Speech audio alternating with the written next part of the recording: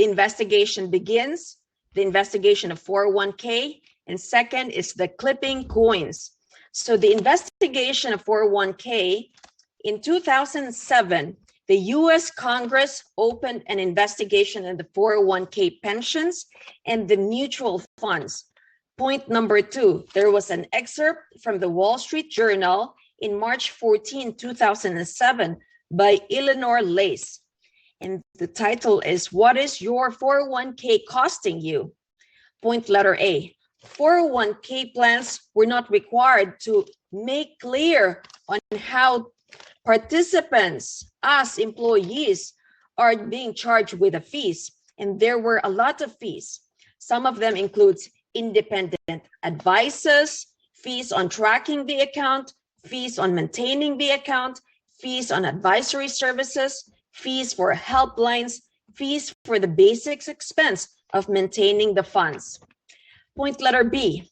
So there was a growing tension over the 401k expenses because of the more spotty disclosure of fees. Point letter C. Employers can't even understand the fees. Employers don't even know some of the fees because it is hidden. And the book says the employers even have to hire a third-party company for them to review the fees. Now that's the story of the 401k investigation. Now, clipping of coins. And this is very interesting because during the Roman Empire, emperors played the games and they used coin, they clipped the coin. So if you're a winner, they would clip a part of the gold. The coins were made of gold and silver before. So they would clip it and give it to the emperor who won. So they were clipping the coins in the edges. Now the coins today, they have grooves on the edges to avoid clipping of the coins. Point number 2. So because the emperors did not clip it anymore, the emperors had treasuries that was mixing gold and silver with cheaper base metals. Point number 3, the US government did the same thing. The coins were mixed with cheaper base metals in 1960. The silver coin disappeared, and in 1971, the US dollar became a funny money because it was taken off the gold standard. Point number 4 in clipping coins. Robert says the bankers are the biggest financial predators. Point number 5, we put money into the bank. So what does the bank do? Do you even know what the bank do? So this is the story of our $1 that we deposit to the bank. So the money that we deposit in the bank, we are charged, we get a small interest for it. Now, what do the bank do for the $1 that we deposit? So we save $1, the bank lends our $1 20 times. So that means there's $20 more, $20 more for the bank.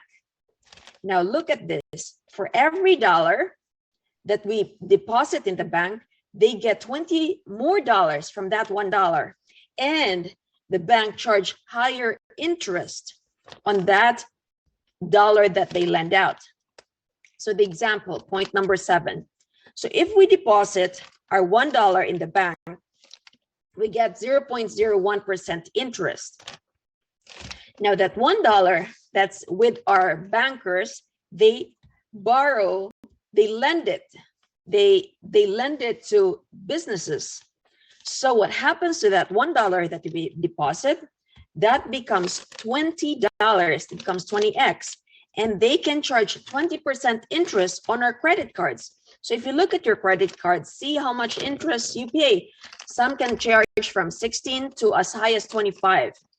Now, if you borrow from the bank, let's say you want to get a loan, that $1 that you save there, the bank use that dollar, they multiply it to 20 times, and they charge the borrowers, such as me, who wants to buy houses, they charge us 5% interest on loans. Point number 8, Robert says this is how the bankers get richer. So the 1 is to 20, 20x. Point number 9. So if you and I did this, we would go to jail. It is called, this practice is called usury. So what does usury mean? Usury means it is the practice of making unethical loans unfairly, where it enriches the lender. So we cannot do this. Point number 10. And doing this causes inflation. Now, because of this, point 11, 12, and 13 are very important. So savers become losers. This is what Robert says. Savers become losers. Because why? You're putting your $1 in the bank and you're getting only 0.01% interest, whereas the bank can lend it 20 times. Your $1 can lend it 20 times, and they can charge higher interest.